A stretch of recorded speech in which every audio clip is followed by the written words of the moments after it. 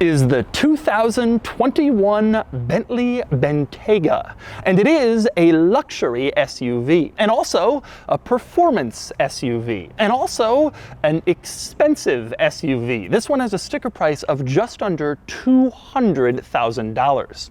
The Bentayga has been heavily revised for the 2021 model year, and today I'm going to review it.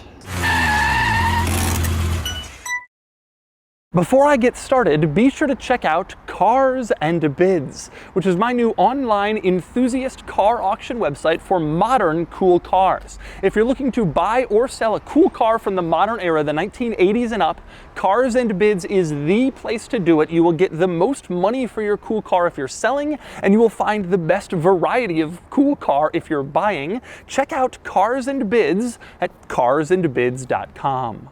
I've borrowed this Bentayga from O'Gara San Diego, which is also Bentley San Diego, the Bentley dealership here in the San Diego area. Bentley San Diego, of course, has all of the latest Bentley models, including the new Bentayga, which is just starting to arrive and which is going fast as demand for the revised Bentayga is strong. And with good reason. The Bentayga first came out for the 2017 model year, around the same time as a surprising number of other ultra expensive SUVs like the Rolls-Royce Cullinan and the Lamborghini Urus and the Maserati Levante. The Bentayga's biggest selling point has always been the fact that it's a luxury SUV like the Rolls-Royce Cullinan or the Range Rover, but it's also a high-performance SUV like the Porsche Cayenne Turbo or the BMW X5M. And that's still true for 2021. The base-level Bentayga is a hybrid model, which gets 443 horsepower from its plug-in hybrid V6. That's the Bentayga for environmentally conscious ultra-luxury SUV buyers. At the other end of the spectrum, the top-level Bentayga is called the Bentayga Speed, and it uses a 627 horsepower 12-cylinder. For the new Bentayga, you can only get the 12-cylinder if you get the Speed model. Now, those two powertrains are coming soon. Right now, the only Bentayga available is this one, the twin-turbo V8 model with 540 horsepower. This will be the bulk of sales, and this powertrain sends the Bentayga from 0 to 60 in about 4 seconds. Those powertrains are largely unchanged for the 2021 Bentayga, but some significant other changes have been made, and today I'm going to review the new Bentayga and show them to you. I'm also going to take you on a thorough tour of the Bentayga and show you all of its interesting quirks and features, and then I'm going to get it out on the road and drive it, and then I'll give it a DOUGSCORE.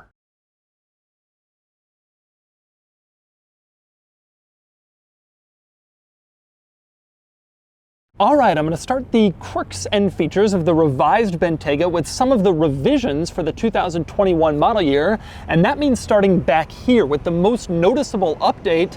That would be the rear lights. Now, the rear lights in the Bentayga used to look like this. They were pretty standard, nobody really complained, but Bentley has changed them for 21 to look like this in order to align the rear of this car with the Continental GT and the Flying Spur, the other Bentley models. So they all kind of have a similar look in back. Now, these taillights have been pretty polarizing, these big ovals back here. Some people really don't like it. Some people like the Bentley family look, but either way, they're certainly distinctive. You won't be mistaking this for any other type of vehicle. Now, revising the taillights on the new Bentayga means that the new taillights are entirely on the tailgate back here, which presents an interesting challenge when the tailgate goes up. I'll cover that in a second. First, let's talk about opening the tailgate. You look around back, there's no immediately obvious tailgate popper back here, not one above the license plate.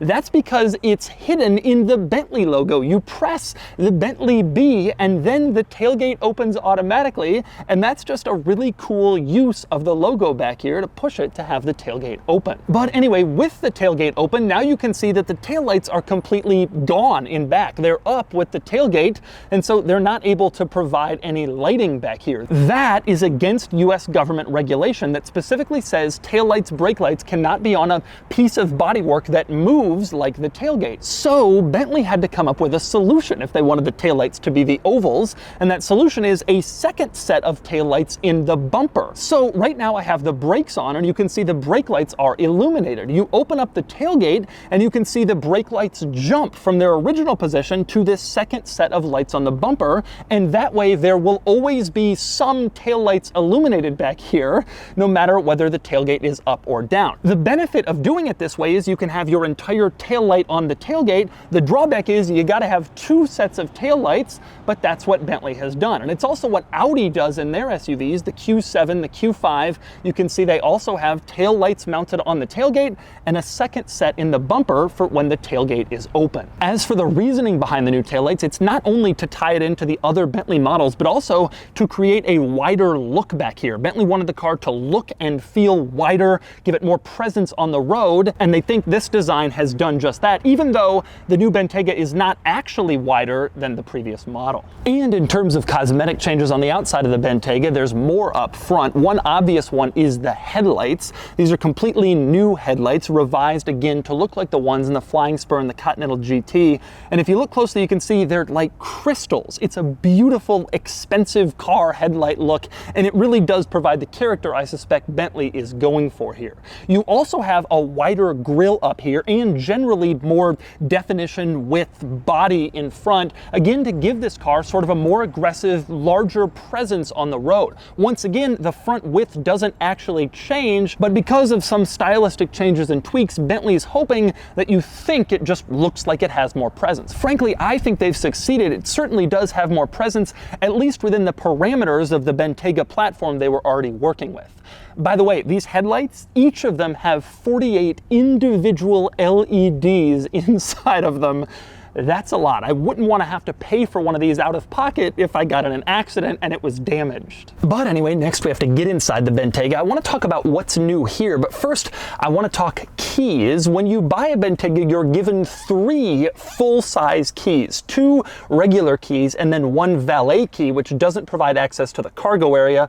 Although in an SUV, that's kind of moot because you could just climb back there, but nonetheless, that's what you get. They are thick, full, heavy keys like you would expect for an ultra luxury SUV. Now, one cool thing with the keys, on the Bentayga key, you can see there's an image of a vehicle, looks like a Bentayga with the tailgate up. Of course, you press that and it opens the tailgate. Nothing interesting there, but the reason I mention it is on the Continental GT key, there's an image of what looks like a Continental GT with the trunk up. Press that and it opens the trunk. They've actually created different pictures for each of their vehicles, which is nice attention to detail. Again, something you'd expect at this price point. But anyway, then we climb inside and let's talk revisions to this interior. The updates for 21 are not just on the outside, there's a lot that changes in here. The biggest one is probably this new center screen. It's an 11-inch touchscreen borrowed from the Flying Spur, the Continental GT, and from other high-end Volkswagen Group models like Porsches, and it's sort of the center focal point in this interior. You also have a new digital gauge cluster. It's a full screen in there instead of old school gauges,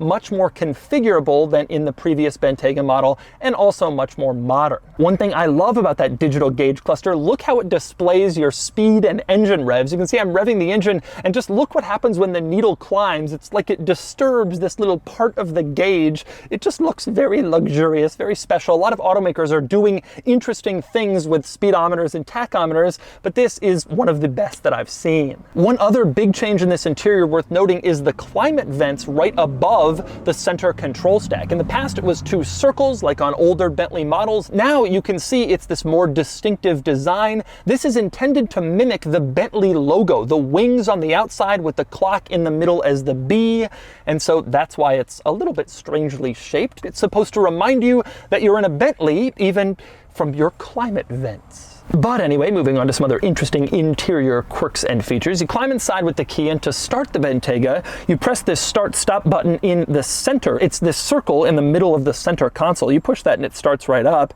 The reason it's a circle is because surrounding the start-stop button is your drive mode dial, and you can twist the little dial to go from sport to Bentley mode to comfort to custom. I like the fact that the start-stop button is integrated into that drive mode area.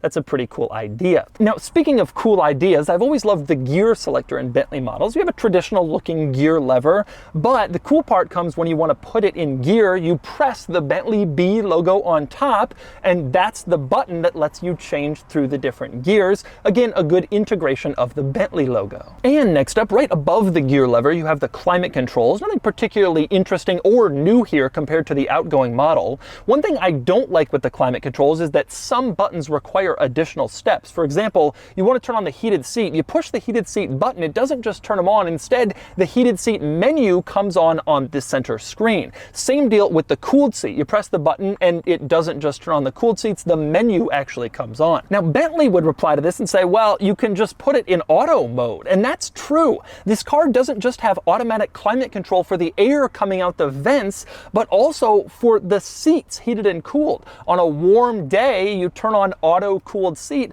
and it will cool the seat until it reaches your desired level of cool. But this whole multi-step button process also continues with the direction of the airflow. You can press the airflow button and that doesn't actually change the airflow. Instead, again, it pulls up a menu on the screen and then you can change it from there. It's easy enough, and if you have everything in auto, it's not really something you'll deal with, but if you want to manually change things, it does add one step to each climate control process, which can be kind of annoying. And next up, let's talk infotainment system. Since this screen is new in the Bentayga, I want to discuss it, and I will say it is excellent. Tremendously responsive to the touch instantly, just like a smartphone. And unlike in Audi models, you don't have to like push down on the screen for it to recognize your commands. You can just tap like on your smartphone, and it's very responsive to everything you tap. It will pick it up basically instantly. It's also very intuitive. Everything is organized in here pretty well. There is a lot of stuff in this infotainment system, but they do a good job of making sure that everything is about where you'd expect it to be. And one item worth noting with this infotainment, right below it, there are some physical buttons you can use to help control the infotainment system. For instance, if you want to go to nav, you don't have to find it in the screen. You can press nav and it will take you there. Same deal with radio, media, phone, whatever. Now, Porsches that have this similar infotainment system, they don't have the physical buttons. I guess the Volkswagen Group, which controls all these brands, must realize that Bentley customers probably want button backups. They get a little bit more frustrated with technology maybe. Porsche customers, they don't need that stuff, but it's nice to have in the Bentleys. And next up, let's move on to the gauge cluster, the new full screen gauge cluster, another very high-tech piece in this Bentayga that helps bring it back into line with more modern rivals. It's a very competitive segment, and you gotta have a full screen gauge cluster now because everyone does. A couple of cool things in here. One, I love the fact that it refers to the most recent trip odometer as short-term memory, whereas the odometer that you can reset can measure longer distances. That's long-term memory. Instead of trip A and trip B, it kind of makes it more human-seeming, which is sort of funny. It's worth noting, though, Audi does the same thing in their gauge cluster. Another thing that Audi does, that Bentley now also does, since they have the same parent company and the same technology, is the full-screen gauge cluster map. You can have the map shown small right in front of you, which is useful, but you can also have it shown full screen. And when you do, I love the look of the tachometer going away, sort of fading out to show the map instead. Having the map there can be very useful. It's right in your field of vision. So you're driving along, you just look right down, see where you're going, and look right back up without having to glance over at the center control stack and the infotainment screen. And of course, that gauge cluster screen is configurable for more than just the map. You can also use it to see the radio, the current media you're playing from your phone settings, calling someone, all that stuff right there in front of your eyes, which is a nice place for it to be to minimize distraction. As for the interior itself in here, I have to say it's a bit of a mixed bag. Previous Bentley models I've been in have had some of the finest interiors in the car industry. I drove a Flying Spur earlier this year that was unbelievable, truly amazing. But this just isn't quite on that level. There's a lot of plastic. In the center console, you can see it all around the gear lever, the start-stop button, pretty much everywhere. Same deal in the center control stack, the wiper stalks. They've used a slightly nicer plastic around the steering wheel buttons, but it's still kind of a cheap-seeming plastic, and it's surprising to see that in there. Now, I recognize that the Bentayga is Bentley's volume vehicle. They're trying to sell it to families. They've sold an enormous number of them, but when you start to diminish that Bentley feel, you really start to hurt the brand, and I fear in some senses that might be what's gone on in here. With that said, generally speaking, it is still a very nice interior, and there are some really beautiful touches in here, some nice materials, some things you won't find in an Audi or a Porsche, but in terms of other Bentley models, it doesn't quite feel as special in the new Bentayga. And next up, climbing into the back of the new Bentayga, the first thing you notice when you get back here is that there is good interior room in back.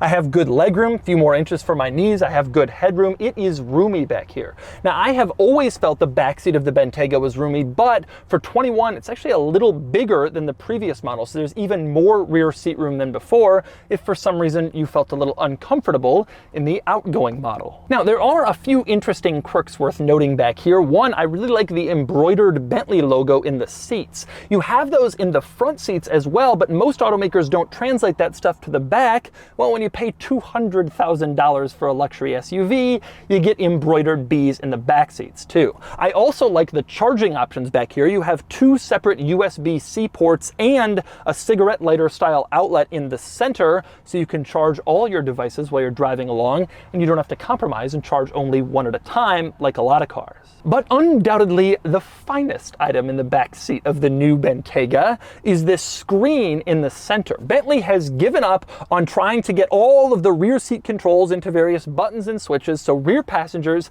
now get a screen, which makes sense because there's a lot to control. You have your climate controls in this screen. You can adjust the temperature, the fan speed for your rear seat climate experience. You also have your heated seat controls back here. You press on that and you can turn on your heated seat just like in the screen up front. You also have your rear shade controls back here. You can use this screen to open or close the shade on the top of the ceiling below the sunroof, whether you want it open to experience the sun or completely closed. It's all controllable on this screen. But if you're like me, you're probably thinking this screen is kind of far away. To use it, you have to reach down. It's mounted very low where your feet are, not a good placement.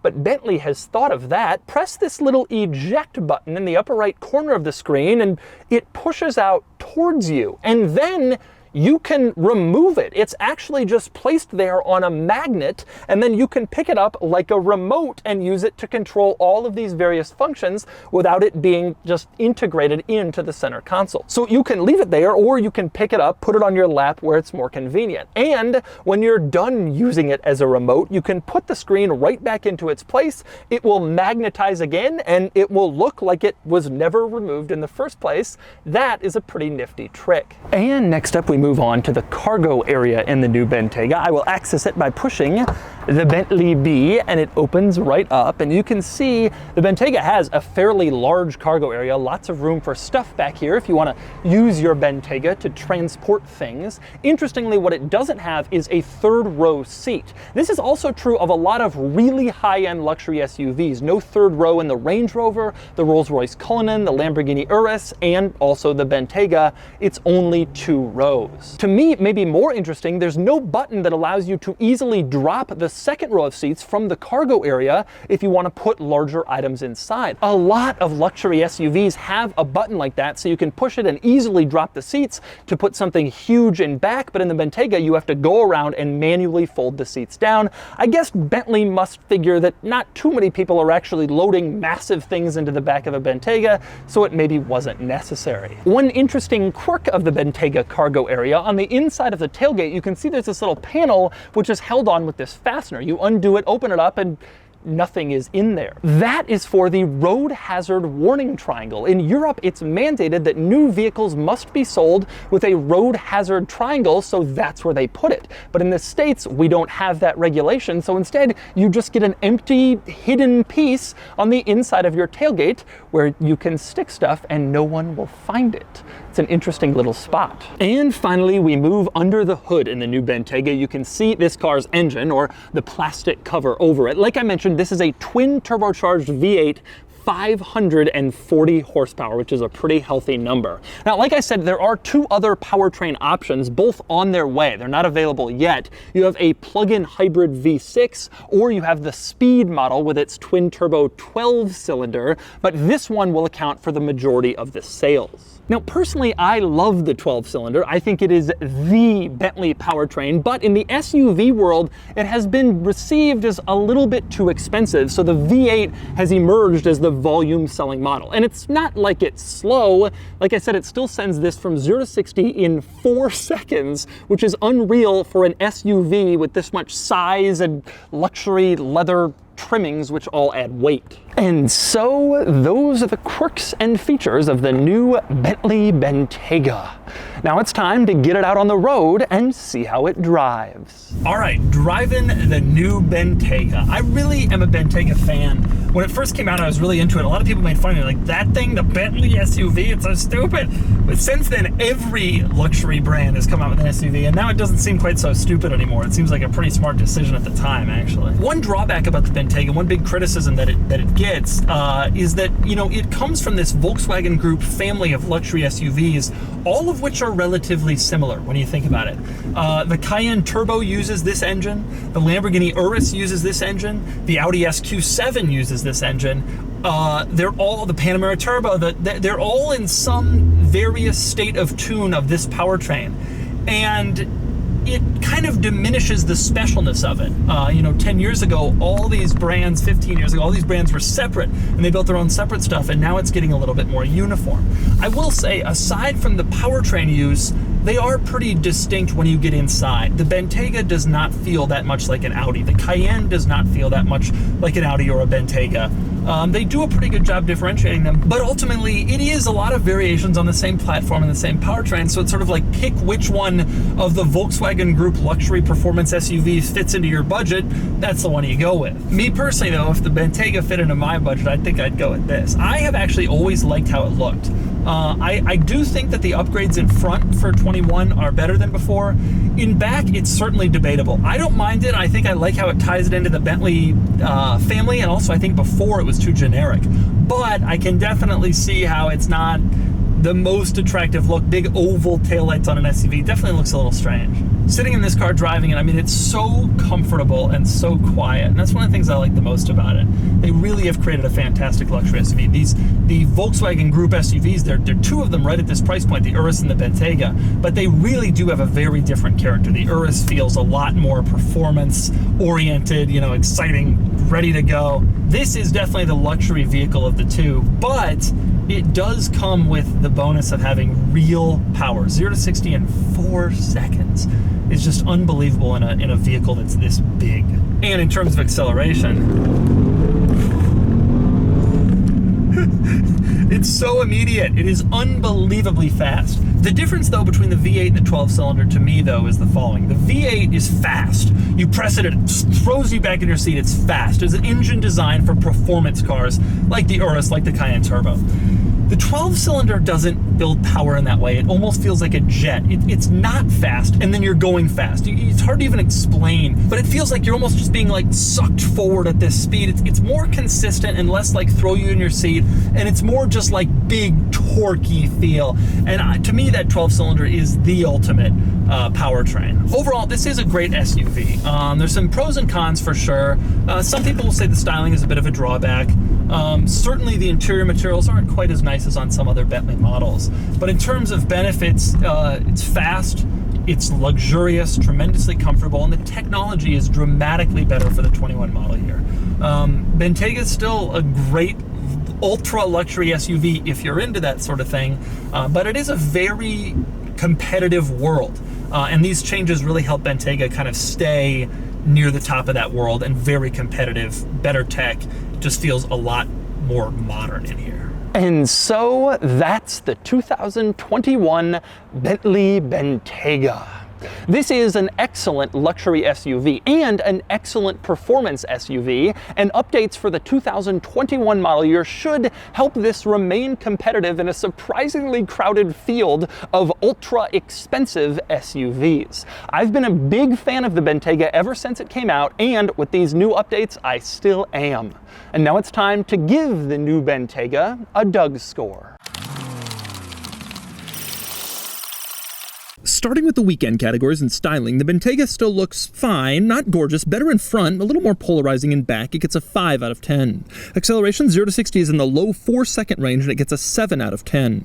Handling is fine, not as tight or as quick as performance-oriented rivals like the Urus and the Cayenne Turbo, and it gets a 5 out of 10.